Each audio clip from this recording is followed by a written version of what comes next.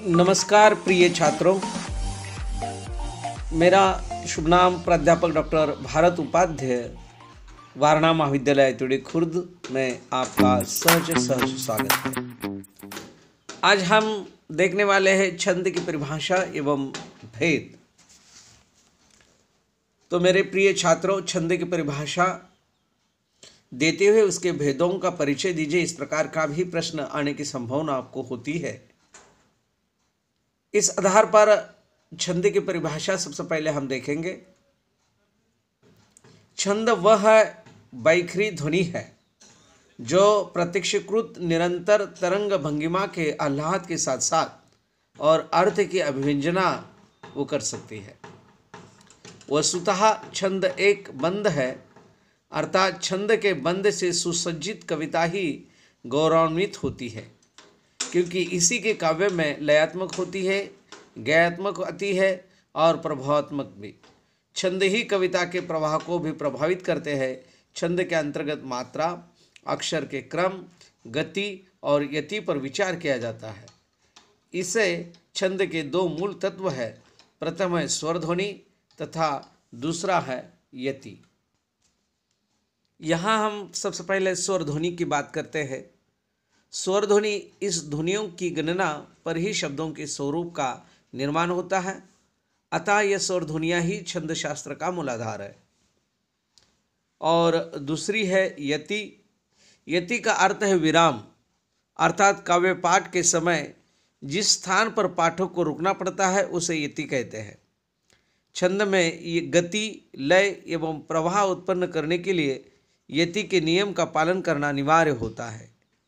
इसी कारण छंदों के चरणों का विधान किया जाता है, अर्थात छंद में नियमित वर्णों अथवा मात्राओं के बाद यति का विधान किया जाता है।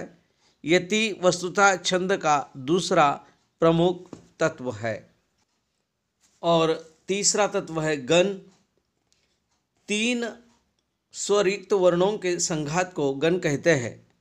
लघु वर्ण का चिन्ह सीधी खड़ी रेखा है, अर्थात गुरु वर्ण की चिन्ह अर्थात यस अंग्रेजी के अक्षर की तरह होता है। इन गणों की रचना अधिक वर्ण छंदों के नियमन के लिए की गई है। गण 8 होते हैं। इन 8 गणों को निम्न सूत्र के सरलतापूर्वक समझा जा सकता है, जैसे यम तारा जभान सलघम। यहाँ पर यम तारा जभान सलघम इस सूत्र से बिल्कुल 8 गण के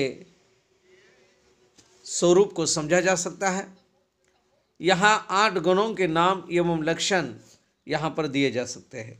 ये सूत्र के प्रारंभिक 8 क्षेत्रों में गण जोड़े देने से 8 गण बन जाएंगे, जैसे यगन, मगन, तगन, रगन, जगन, मगन, नगन, सगन। यहाँ वह धातव्य है जिस गण का लक्षण जानना ही उस गण का पहला अक्षर सूत्र में देखिए और उसके आगे 2 अक्षर और चिन्ह बना लीजिए। जैसे मान लीजिए आपको रगन का लक्षण देखना है तो सूत्र में र अक्षर को देखिए। सूत्र में र दीर्घ है, इसलिए पहली मात्रा गुरु होगी और अगला अक्षर ज ह्रस्व है, अतः दूसरी मात्रा लघु होगी। अगला अक्षर माँ है अर्थात गुरु है, अतः तीसरी मात्रा भी गुरु है अर्थात यस होगी। इस प्रकार रगन का लक्षण हुआ गुरु, लघु, गुरु, जैसे राधिका। यहाँ 8 गणों के नाम एवं लक्षण दिए जा रहे हैं, जैसे यहाँ पर हम विस्तार से उसकी चर्चा करेंगे।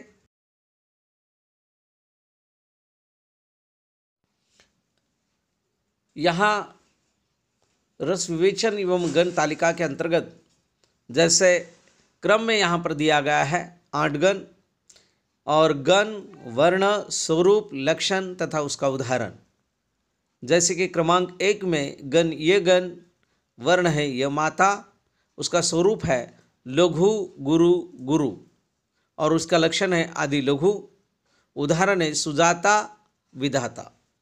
यहाँ पर यह माता अर्थात ये लघु है और माँ है दीर्घ है और ता यहाँ पर दीर्घ है, इस कारण उसका स्वरूप हो गया लघु, गुरु, गुरु। और उसका लक्षण जो है आदि यानी यमाता इस वर्ण के अंतर्गत ये आदि लघु है, इसीलिए उसको लक्षण बन गया आदि लघु। और उसका उदाहरण सुजाता, सु यहाँ पर दीर्घ रस्व है, जा यहाँ दीर्घ है, ता यहाँ दीर्घ है। उसी रूप में विधाता, वी यहाँ पर रस्व है, धा यहाँ पर दीर्घ है, ता यहाँ पर दीर्घ है। तो उदाहरण सुजाता या विधाता, ये उदाहरण हो गया यहाँ पर यगन का अर्थात यमाता का, उसका स्वरूप लघु गुरु गुरु। उसी रूप में दूसरा गण है मगन, और मगन का वर्ण है मातारा। मातारा यहाँ पर इस शब्द में तीनों की तीनों मात्रा यहाँ पर दीर्घ आ रही है, इसलिए उसका स्वरूप बन गया गुरु गुरु गुरु। सभी यहाँ पर लक्षण उसके सर्व गुरु है, अर्थात सभी गुरु है। और उसका उदाहरण यदि अगर हम देखेंगे तो आज़ादी या बीमारी, आ यहाँ दीर्घ है, जा दीर्घ है, और दी भी यहाँ पर भी दीर्घ है। उसी रूप में बी यहाँ पर दीर्घ है, माँ दीर्घ है और री दीर्घ है, इसलिए बीमारी और आज़ादी ये उदाहरण यहाँ पर मगन का हुआ। इसी रूप में तीसरा गण हमारे सामने आ जाता है तगन, जिसमें वर्ण है ताराज। ता यहाँ पर गुरु है, रा यहाँ पर गुरु है, और ज यहाँ लघु है।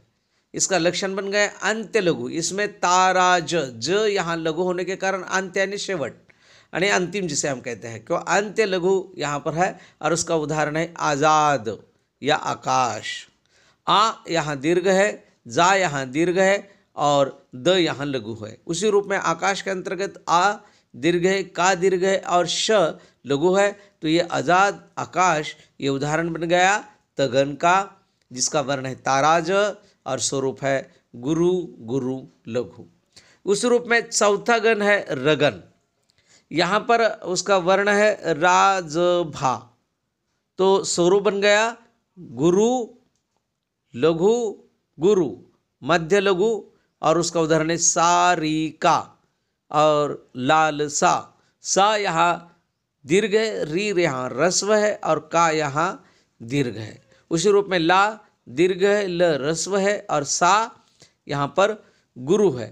तो यहाँ पर सारिका और लालसा ये उदाहरण है यानी रगन का, और जिसका वर्ण है राजभा।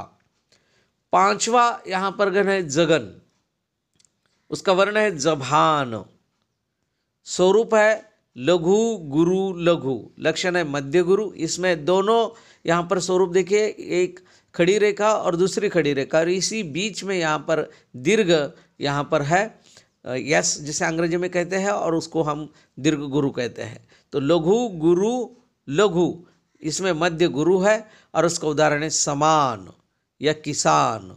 स लघु है, माँ दीर्घ है, और न रस्व है, समान शब्द आ गया। किसान की रस्व है, सा दीर्घ है, और न लघु है। तो किसान ये यहाँ पर जभान का अर्थात जगन का ये उदाहरण हो गया। छठा हमारे सामने आ जाता है गण भगन, जिसे हम भानस वर्ण में कहते हैं, और स्वरूप है उसका गुरु लघु लघु।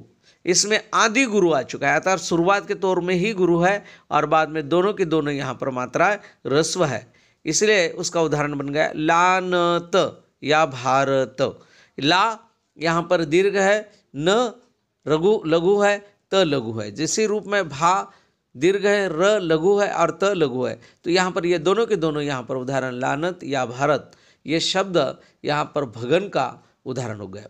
और सातवां हमारे सामने आ जाता है नगन, जिसे हम वर्ण में नस्ल कहते हैं, और ये नस्ल वर्ण के स्वरूप को तीनों को तीनों मात्रा यहाँ पर लघु है, लघु लघु लघु, ये सर्व लघु है यार, सभी इस प्रकार के लघु वर्ण है। और इसका उदाहरण हम देखते हैं गरल या नयन, न लघु य लघु न लघु। तो ये उदाहरण ये बात सिद्ध करता है कि ये नगन का उदाहरण है, जिसे हम वर्ण में नस्ल कहते हैं, और स्वरूप उसका लघु लघु लघु होता है। और अंतिम हमारे सामने आ जाता है गण का सगन, जिसे मैं सलगा अर्थात लघु लघु गुरु। इसमें अंत में गुरु है, अर्थात दोनों की दोनों मात्रा शुरुआत के तौर पर लघु है, और अंत में गुरु होने से उसका उदाहरण बन गया अबला या समता।